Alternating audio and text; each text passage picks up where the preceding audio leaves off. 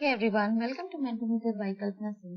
और कुछ important topics बचे हुए थे टॉपिक 2 के और पार्ट 2 के, तो उसके बारे में अभी डिस्कशन करते हैं। नाइलोफेनॉल एनपी और इसकी जो भी स्टडी की गई और रिवील किया गया, study revealed that presence of the high level of toxic chemical NP in drinking water, एन के अक्रॉस इंडिया जितनी भी ड्रिंकिंग वाटर अगर नॉनिल फिनाइल या फिर नॉनिल फिनोल बोल सकते हो आप इसको। So nonyl phenol is commonly used in the production of nonyl phenol ethoxylates. और इसका जो भी प्रोडक्शन है, तो अगर ये वाटर बॉडी में जा रहा है और आप इसको कंज्यूम कर रहे हो, it will create hazardous situation and NP is used surfactants and day-to-day consumers products such as detergents और जितने भी डिटर्जेंट्स हैं, वेटिंग एजेंट्स हैं या फिर डिस्पर्जेंट्स हैं, उसमें यूज होता है। और क्योंकि आपने देखा हो डिटर्जेंट हर घर में यूज होता है, उसके अलावा जितने भी वेटिंग एजेंट्स हैं वो भी यूज किया जाता है, वाइप्स वगैरह।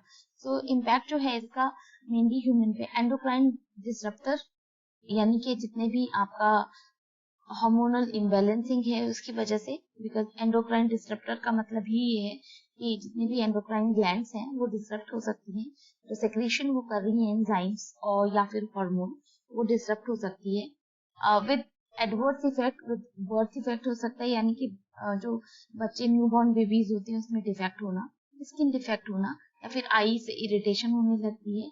और यूएनईपी जो है डेजिग्नेट किया एनपी एज अ केमिकल और ग्लोबल कंसर्न, क्योंकि ये बहुत और जगह पे भी और कंट्रीज में भी यूज हो रहा है, इसीलिए जो है इसको यूएनईपी ने एक बोला है कि ये एक ऐसा केमिकल है जो कि ग्लोबली सबको ध्यान रखना चाहिए and it is a concern like globally.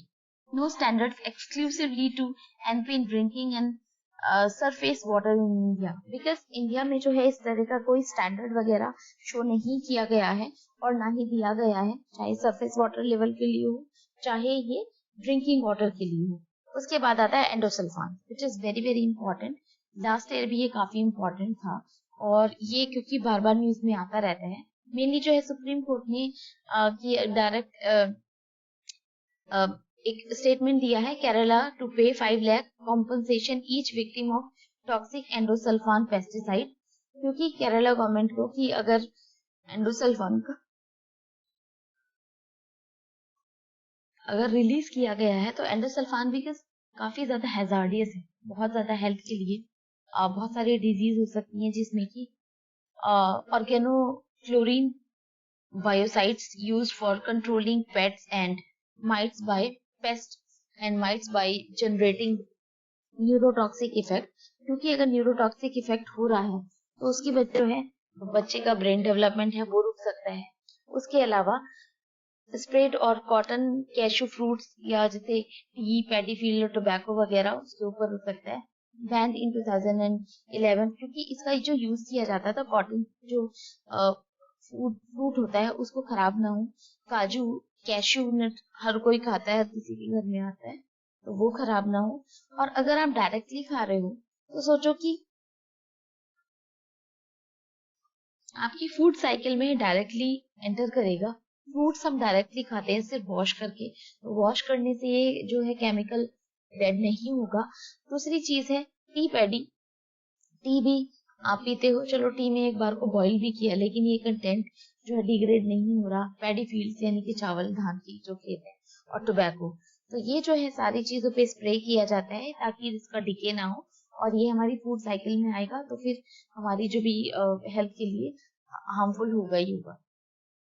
और इसको 2011 में बैन कर दिया गया था सुप्रीम कोर्ट के द्वारा, और जो स्टॉकहोम कन्वेंशन है उसके अंडर ये जो है पूरा प्रोसीजर हुआ, that is persistent organic pollutants. और ये जो है ऐसे पोल्यूटेंट्स होते हैं जो कि बहुत बहुत टाइम लगता है इनको डिग्रेड होने में और बहुत बार ये डिग्रेड नहीं भी होते हैं। सो कंप्लीट बैन है अगर बात करें तो।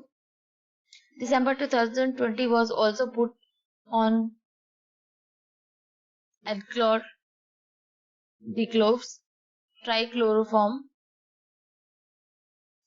उसके बाद आता है फॉस्फोमाइडोन, मिथाइल पैराथियोन, फेरेट एंड ट्राइजोफोन्स। तो ये जितने भी केमिकल्स हैं, बहुत ज्यादा कॉमन नेम आपने नहीं सुना होगा, तो इसको एक बार देख लेना ठीक से, 2-3 बार पढ़ के, और इसी को ध्यान में रखना है कि इसके अलावा ये भी बैन क्यों थे या फिर बैन क्यों किए गए हैं।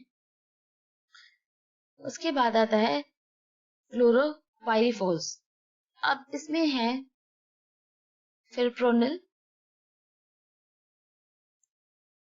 सो इसकी जो एक रिपोर्ट आई, according to the report by the pesticide action network यानी कि पैन, नॉन प्रॉफिट बॉडी है ये, और क्लोरोपाइरिफॉस और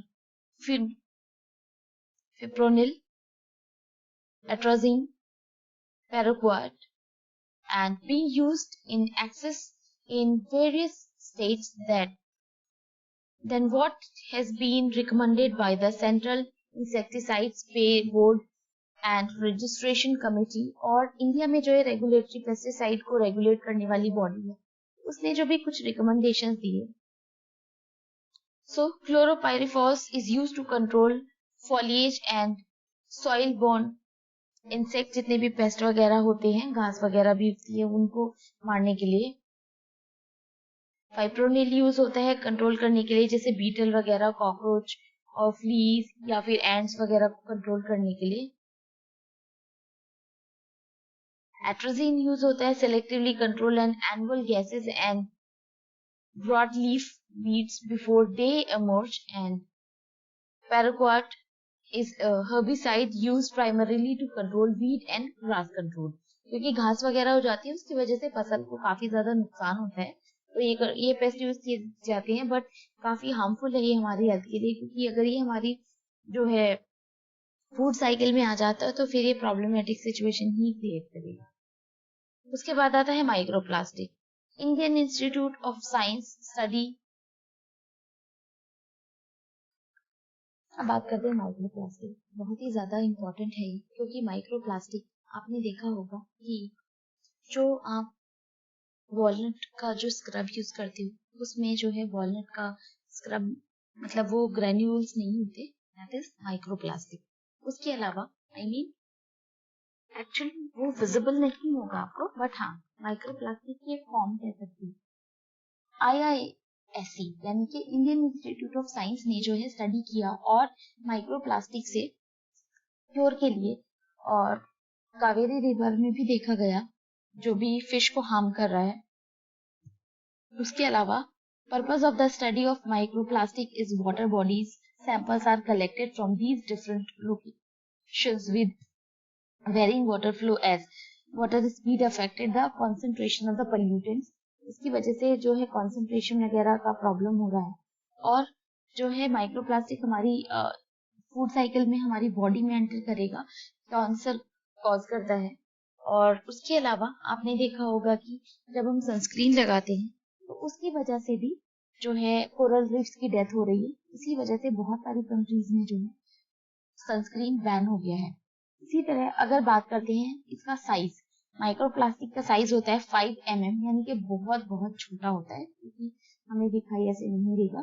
दूसरी चीज है इंक्लूडिंग माइक्रो फाइबर्स, जैसे कि मोस्ट एबंडेंट है उसमें, जैसे फ्रेगमेंट्स, पैलेट्स, फ्लेक्स, शीट्स और फोम्स, इन सारी चीजों में होता है। उसके अलावा enter water bodies through atmospheric deposition, और उसके बाद आता है run of from the contaminated land और थ्रू म्युनिसिपल वेस्ट, क्योंकि म्युनिसिपल वेस्ट में भी जितना भी घर का कचरा है और उसके अलावा ये सारी चीजें जो वाटर वेस्ट है वो जा रहा है, उसकी वजह से ये जो है वाटर बॉडीज में चला जाता है।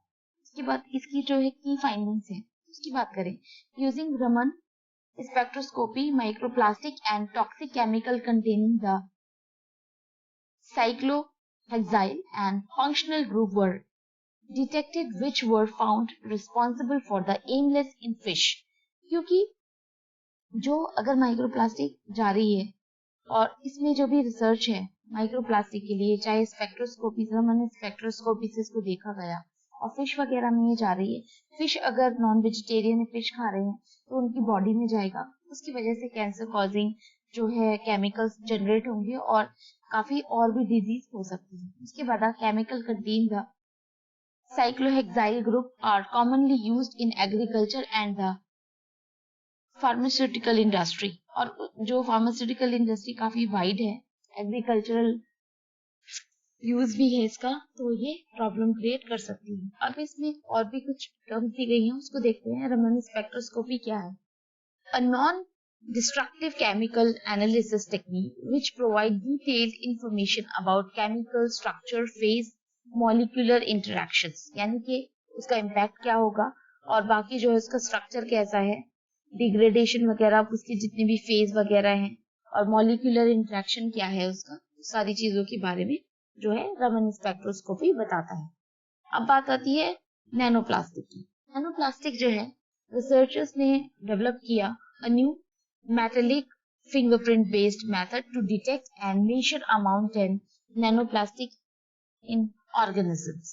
अब इसमें जो मेन रिसर्च की बात करें, एक्सपोज किया गया latest plant to non plastic for from commonly found plastic waste in environment and polystyrene, PS and polyvinyl chloride PVC non plastic से, और जो है इसका एनवायरमेंटल इफेक्ट काफी ज्यादा है। नॉन प्लास्टिक में है स्मॉलर देन द 100 नैनोमीटर, यानी कि 1 nm equal to 1 billionth of a meter and can lead to cell damage and inflammation in human growth, impaired larval deformities and उसके अलावा जितने भी टॉक्सिक इफेक्ट होंगे, मरीन ऑर्गेनिजम्स को मार देता है और मरीन जो इकोसिस्टम है उसको डिसरप्ट करता है। तो ये था जो है कुछ पोल्यूटेंट्स जो वाटर में घुल जाते हैं किसी भी तरीके से। अब हम नेक्स्ट टॉपिक में बात करेंगे नेक्स्ट वीडियो में। तब तक के लिए आप वीडियो को कंप्लीट वॉच करो। इसको मिला के टोटल 15 वीडियोस हो जाएंगे एनवायरमेंट की। PT 365 की वीडियो छोटी छोटी बना रही हूँ ताकि बाद में जो है कंपाइल वीडियो बना सकूं। टिल देन आप अच्छे से स्टडी करो। Thank you so much. और अगर आपको कंटेंट अच्छा लग रहा है, चीजें समझ में आ रही हैं, so please share and subscribe the channel as well, ताकि आप जो इतनी जो इंफॉर्मेटिव वीडियोस हैं वही आपको मिल सके। जितनी भी अगर आप स्टडी कर रहे हो, और वही चैनल आप सब्सक्राइब कीजिए जो कि आपको सिर्फ स्टडी रिलेटेड हो, क्योंकि अगर आप प्रिपरेशन कर रहे हो तो फिर आपको डिस्ट्रैक्शन नहीं होना चाहिए। Till then thank you so much.